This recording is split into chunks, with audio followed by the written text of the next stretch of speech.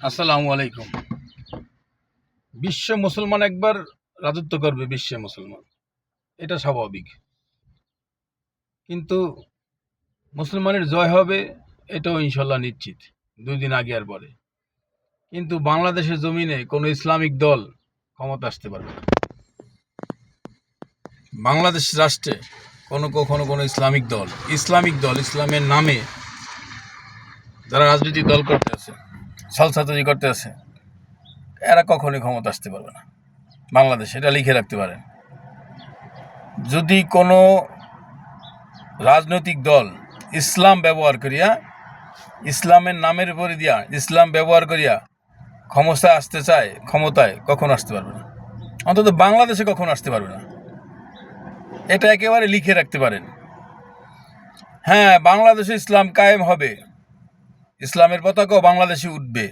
ওই দিন কোন দিন জানেন?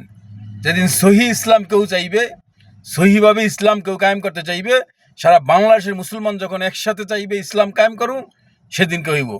কিন্তু আমি ব্যক্তিগতভাবে ইসলামের নামে দল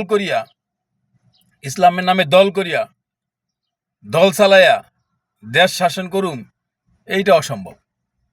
এইটা বাংলাদেশে হবে না, এটা আমি নিশ্চিত। আমি এতদিন চিন্তা ভাবনা করিয়া জরিপ করিয়া দেখছি, বাংলাদেশে কোনো ইসলামিক দল বাংলাদেশের রাষ্ট্র ক্ষমতা কখনো আসতে পারবে না। লিখে রাখতে পারেন। বাংলাদেশে কোনো ইসলামিক দল ইসলাম ব্যবহার করিয়া বাংলা রাষ্ট্র ক্ষমতা আসতে পারবে না। তবে আসতে পারবে, বললাম না, যে শুধু ইসলাম চায়, যদি শুধু ইসলামই চায়, দুনিয়া এবং আখিরাতের যদি ইসলাম চায়, তাহলে ইনশাল্লাহ বাংলাদেশ ইসলাম কায়েম হবে। কারণ বাংলাদেশ 95% মুসলমানের দেশ। এই দেশে সবাই মুসলমান। তো ইসলাম কায়েম হোক, আমরা সবাই চাই।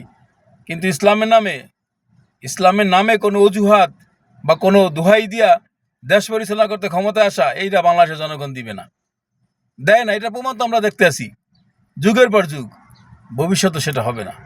ইসলামের নাম ব্যবহার করিয়া আপনি রাজনৈতিক দল করিয়া বাংলাদেশের রাষ্ট্র ক্ষমতা আসবেন, জীবনও না।